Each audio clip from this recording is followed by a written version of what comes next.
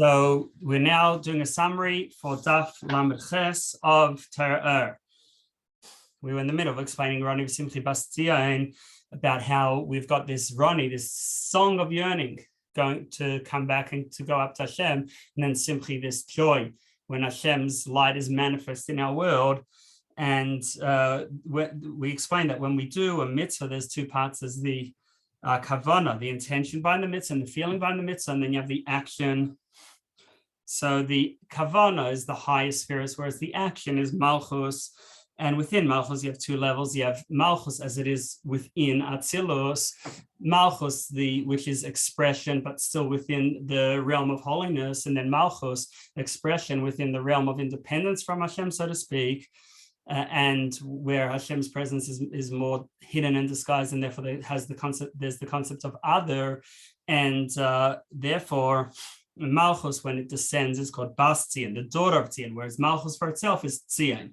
Tzion means a sign and a seal, because it's a sign for Hashem. It is a sign for what is higher, and also the seal on the end of it. Now, normally, when we have only a Bas Tzion, this place of we're in a state of distance and concealment, and we're not able to develop our own feeling and yearning, so then the result is meager.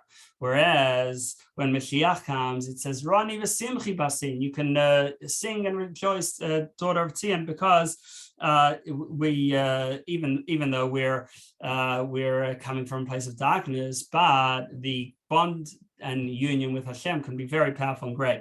It says that when we have battul to Hashem, when we're nullified before Hashem, so then we become like part of Hashem, so to speak, that we can say that we can say that I'm giving you rain, or like it says that the Shekhinah speaks through Moshe, and this is the state of Mashiach, and then it will be Ish Vish Yulad Ba, that man and man is born there, meaning that there won't be any weakness, there'll just be strength, which is hinted in the word man as opposed to daughter.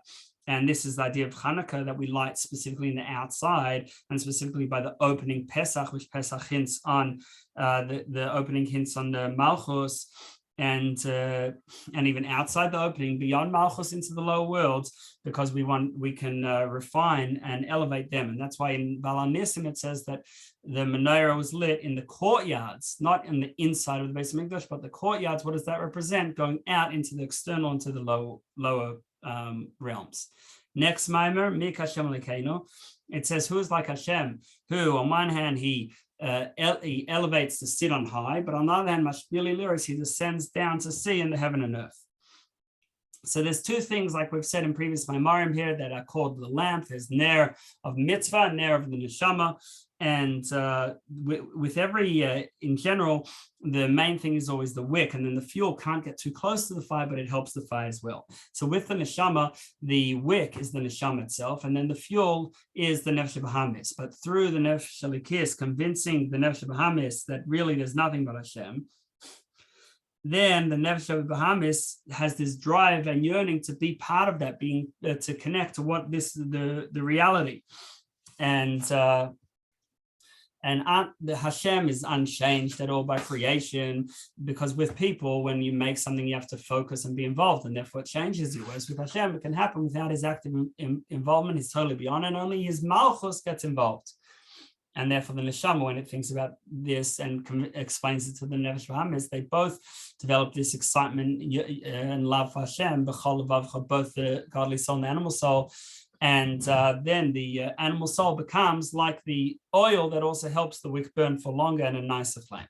Then we have the ner mitzvah, the lamp of mitzvah, and that is because mitzvah creates this Makkif, energy that surrounds the person and allows the person to be lifted by his garments. And therefore, the mitzvah helps a person rise beyond the world, like the pasuk says, tzedakah terem go, that tzedakah, which is the general mitzvah, lifts up the people. On the other hand, Torah is not about lifting up, it's about bringing down. That the Torah is about bringing Hashem's reality down into the physical place. And that's why people who are totally into Torah, some like Rabbi Yehuda and Rabbi and his colleagues, they didn't even have to daven, they only said Shema. to bring down this idea Hashem is one, and then that was it. They were not about davening, which is about going up to Hashem. They were about Torah, which is going down to bring Hashem down into the physical worlds. And this is what the pasuk means. We say hamagbihi lashaves. Hashem sits on high, so that's the mitzvah which elevates us to the heights, to Hashem in the highest spiritual realms. But even there, lashaves, Hashem is sitting down, because to have involvement with creations, it's already a descent, it's already sitting. But then there's Torah, is not us going up, but it's hamashpili liros. Hashem descends down to see bashomayim varts in heaven and earth. Heaven is the written Torah, earth is oral Torah. And with Torah, it's not just reflection and meditation to understand, like we say Shema, to hear and to understand, but it's liros, it's to see, because Torah brings revelation of godliness down to this world, and therefore it's just manifest and visible. We can see it right before our eyes.